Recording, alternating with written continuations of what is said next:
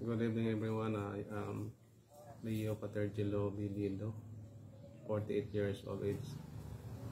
So I am also Iron Speak eyeglass user because the past, I think, 2 months I feel like dizziness, and then after eye vomiting.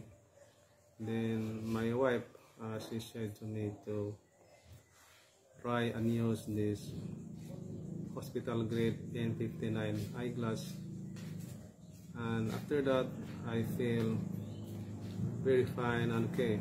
So for me it is a very tested. So what are you waiting for?